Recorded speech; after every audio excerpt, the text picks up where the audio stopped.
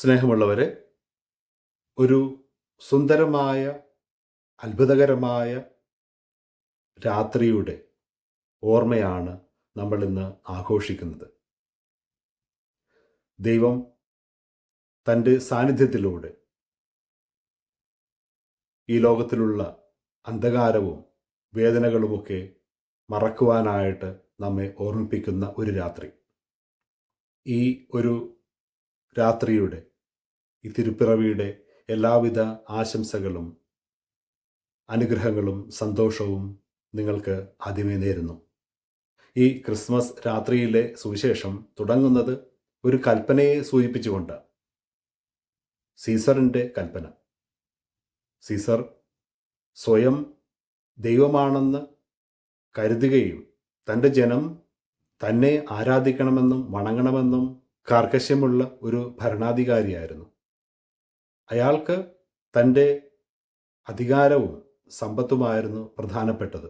അതുകൊണ്ട് അയാൾ കൽപ്പന ഇറക്കുകയാണ്. പക്ഷേ ഇങ്ങനെയുള്ള കൽപ്പനകൾ മനുഷ്യരുടെ ജീവിതത്തെ ദുസ്സഹമാക്കുകയാണ്. അതുകൊണ്ടാണ് ജോസഫും പൂർണ്ണ ഗർഭിണിയായിരുന്ന മറിയവും ഈ ഒരു യാത്രയ്ക്ക് മുതിരുന്നത്. അധികാരത്തിലും ആർഭാട ജീവിതത്തിലും ആയിരിക്കുന്ന അധികാരികൾക്ക് കൽപ്പനകൾ ഇറക്കുവാനായിട്ട് വർത്തമാനകാലത്തിലും യാതൊരു ബുദ്ധിമുട്ടുമില്ല. അങ്ങനെയുള്ള നിരവധി കാര്യങ്ങൾ നമ്മൾ കാണുന്നുണ്ട്. അവർക്ക് മനുഷ്യൻ്റെ ജീവിതമോ മനുഷ്യൻ്റെ വികാരങ്ങളോ അത്ര പ്രധാനപ്പെട്ട ഒന്നല്ല. അതുമൂലമുണ്ടാകുന്ന വേദനകൾ, മനുഷ്യൻ്റെ മനസ്സിലുണ്ടാകുന്ന വേദനകൾ മനസ്സിലാക്കുവാനായിട്ട് ഇവർക്ക് സമയവും ഉണ്ടാകില്ല. എന്നാൽ ദൈവം മറ്റൊരു രീതിയിലാണ് ചിന്തിക്കുന്നത്. അതിൻ്റെ സുന്ദരമായിട്ടുള്ള വിവരണങ്ങളാണ് നമ്മളിന്ന് കേൾക്കുന്നത്. ഇങ്ങനെ മനുഷ്യനിർമ്മിതമായിട്ടുള്ള ദൈവങ്ങൾ മനുഷ്യനിൽ നിന്നും എല്ലാം കവർന്നെടുക്കുമ്പോൾ ദൈവം ഭൂമിയിലേക്ക് അവതരിക്കുകയാണ്. അല്ലെങ്കിൽ ദൈവം ഭൂമിയിലേക്ക് വളരെ സുന്ദരമായിട്ടുള്ള അമൂല്യമായിട്ടുള്ള ഒരു സമ്മാനം നൽകുകയാണ്. തൻ്റെ പുത്രനായ ക്രിസ്തുവിനെ തന്നെ. അധികാരത്തിൻ്റെയോ ആർഭാടത്തിൻ്റെയോ ആ പ്രൗഢിയിലൊന്നുമല്ല ദൈവം കടന്നു വരുന്നത്. മറിച്ച് എളിമയോടുകൂടി, അതിലുപരി സ്നേഹത്തോടുകൂടി നല്ല മനസ്സുള്ള ലോകത്തിന് സമാധാനം നൽകുവാനായിട്ട് അവൻ കടന്നു വരുന്നു. അടിച്ചമർത്തുവാനും വേദനിപ്പിക്കാനുമല്ല, പ്രത്യാശയുടെയും അനുരഞ്ജനത്തിൻ്റെയും സന്ദേശങ്ങളായിരുന്നു അവൻ നൽകിയത്. അതിലുപരി നമ്മൾ കാണുന്നു രക്തവും മാംസവുമുള്ള ഒരു ദൈവം, നമ്മുടെ വികാരങ്ങളെ മനസ്സിലാക്കുന്ന ഒരു ദൈവം. അവർ ഇതുവരെ കണ്ടിരുന്ന ദൈവസങ്കല്പം പക്ഷേ മറ്റൊന്നായിരുന്നു.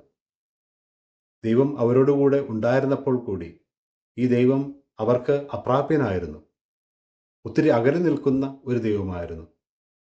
പ്രവാചകന്മാരും മറ്റുമൊക്കെ ഈ ദൈവത്തെ പ്രകീർത്തിക്കുമ്പോഴും ദൈവം ഇവരിൽ നിന്നും ഒരു അകലം പാലിച്ചിരുന്നു. എന്നാൽ മനുഷ്യർ കൂടുതൽ ഈ ദൈവത്തിൻ്റെ സാമീപ്യം ആഗ്രഹിച്ചു. അതുകൊണ്ട് തന്നെയാണ് ദൈവം തൻ്റെ രീതി മാറ്റുന്നത്. ദൈവം മനുഷ്യനായിട്ട് പിറവിയെടുക്കുന്നത് നമ്മോടൊപ്പമാകുവാനായിട്ട്, നമ്മളിൽ ഒരാളാകുവാനായിട്ട്, നമ്മുടെ വികാരങ്ങൾ മനസ്സിലാക്കുന്നവനായിട്ട്. അതുകൊണ്ട് തന്നെ അവൻ്റെ നിയമങ്ങൾ നമ്മളെ, മനുഷ്യനെ വേദനിപ്പിക്കുന്ന ഒന്നല്ല. അവൻ നൽകുന്ന നിയമം അത് സ്നേഹമാണ്. ഹൃദയങ്ങളെ സന്തോഷിപ്പിക്കുന്ന, മനുഷ്യനെ മനസ്സിലാക്കുന്ന ദൈവം. ഈ ഒരു അമൂല്യമായിട്ടുള്ള ദൈവിക സമ്മാനത്തെക്കുറിച്ച് നമ്മൾ അത്ഭുതപ്പെടണം.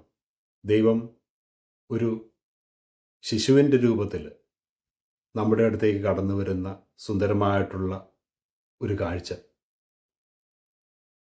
ദൈവം നമുക്കായിട്ട് പൂർണ്ണമായിട്ട് നൽകുന്ന, നമ്മളെ അവനുമായിട്ട് അടുപ്പിക്കുന്ന, ചേർത്ത് നിർത്തുന്ന കാഴ്ച.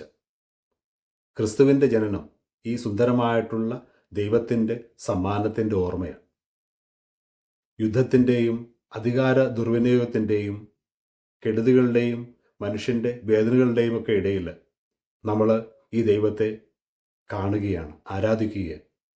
അവൻ നമ്മോട് പറയുന്നു, അവൻ്റെ സന്തോഷവും സമാധാനവും നമ്മുടെ ഹൃദയത്തിലേക്ക് ഏറ്റെടുക്കുവാനായിട്ട്, നമ്മുടെ ഭവനങ്ങളിലേക്ക് ഏറ്റെടുക്കുവാനായിട്ട്, അവൻ നൽകുന്ന പ്രത്യാശ ഈ ലോകത്തിന് പകർന്നു നൽകുവാനായിട്ട്, പുൽക്കൂട്ടിൽ ജാതനായ ദൈവത്തിൻ്റെ വെളിച്ചവും പ്രത്യാശയും സ്നേഹവുമൊക്കെ നമ്മുടെ ചുറ്റുവട്ടത്തും പകർന്നു നൽകുവാനായിട്ട് നമുക്ക് സാധിക്കട്ടെ.